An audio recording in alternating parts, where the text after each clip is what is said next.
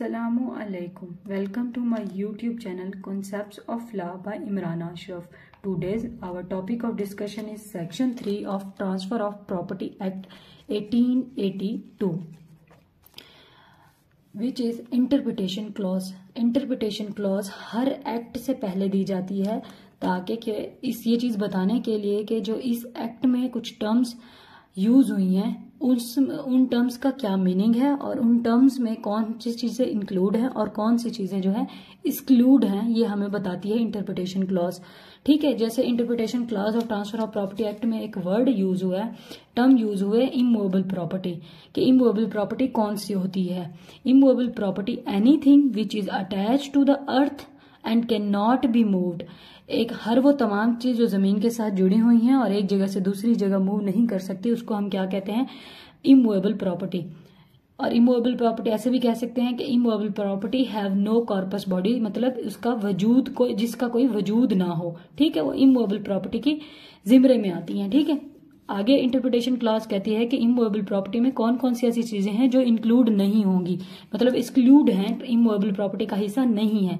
Immovable property जैसे कि does not include standing timber, खड़े दरख्त, ग्रोइंग क्रॉप्स, उगती हुई फसलें हो गई, और जैसे घास वगैरह हो गया, तो ये इमूवेबल प्रॉपर्टी का हिस्सा नहीं है। ठीक है, ये इमूवेबल प्रॉपर्टी का पार्ट नहीं है। जहां जहां इंटरप्रिटेशन क्लॉज यानी जहां जहां एक्ट में इमूवेबल प्रॉपर्टी का वर्ड यूज होगा उसमें ये तीन चीजें जो होगी इंक्लूड नहीं होंगी। ठीक है, ये इंटरप्रिटेशन क्लॉज कहती है। और अगर हम देखें इमूवेबल प्रॉपर्टी में एक वर्ड यूज हुआ है attach to the earth. Interpretation clause ने अटैच टू द अर्थ को तीन कैटेगरी में लिख दिया कि ऐसी कौन सी चीजें जो अटैच टू द अर्थ से कौन कौन सी चीजें मुराद हैं। ठीक है, the things rooted in the अर्थ, वो तमाम चीजें जो जमीन के अंदर, जिनकी जड़ें जमीन के अंदर हैं, जैसे दरख्त हो गए उनकी जड़ें जमीन के अंदर होती हैं, वो चीजें क्या आएंगी?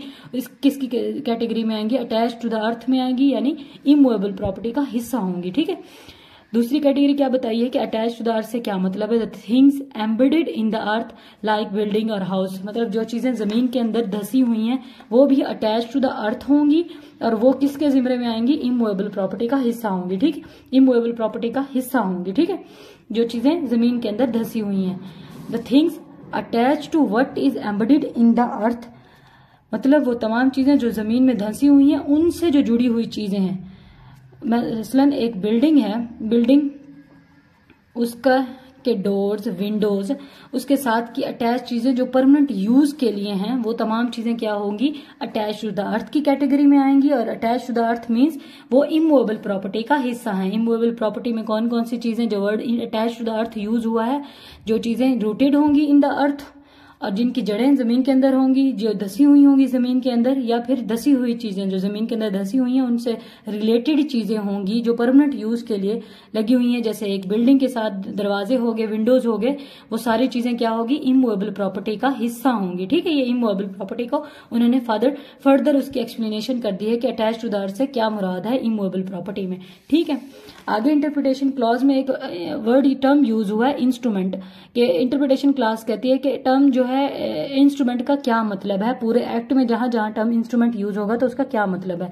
The term instrument means non testamentary writing any document except will, मतलब जहां जहां वर्ड इंस्ट्रूमेंट यूज होगा उसका क्या मतलब है कि वो तमाम डॉक्यूमेंट्स जो तहरीरी फॉर्म में हो, राइटिंग की फॉर्म में हो, लेकिन सवाए विल के तमाम वो डॉक्यूमेंट्स जो राइटिंग की फॉर्म में हो, उसको हम क्या कहते हैं? इंस्ट्रूमेंट। मतलब एक्ट में जहां जहां वर्ड इंस्ट्रूमेंट यूज होगा उसका क्या मतलब होगा कि तमाम डॉक्यूमेंट होंगे जो राइटिंग की फॉर्म में होंगे लेकिन वसीयत के अलावा। ठीक है, जहां जहां इंस्ट्रूमेंट यूज होगा तो हम वहां पे ये समझेंगे कि एनी डॉक्यूमेंट एक्सेप्ट विल, तमाम वो डॉक्यूमेंट्स, इंस्ट्रूमेंट का मतलब वो तमाम डॉक्यूमेंट्स हैं जो राइटिंग की फॉर्म में होंगे, लेकिन विल के अलावा तमाम डॉक्यूमेंट जो राइटिंग की फॉर्म में होंगे उनको हम इंस्ट्रूमेंट कहेंगे according to transfer of property act. ठीक है, जो एक्ट में जहां जहां वर्ड यूज होगा उसका क्या मतलब होगा? तहरीरी दस्तावेज।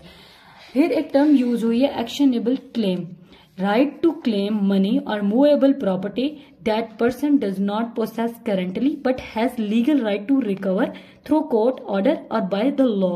एक्शनेबल क्लेम का क्या मतलब है कि एक ऐसा राइट कि मैं अपना राइट रिकवर करवाना, जैसे डेट की सूरत में ए है एक पर्सन जिसने बी को 50,000 रुपया डेट दी है।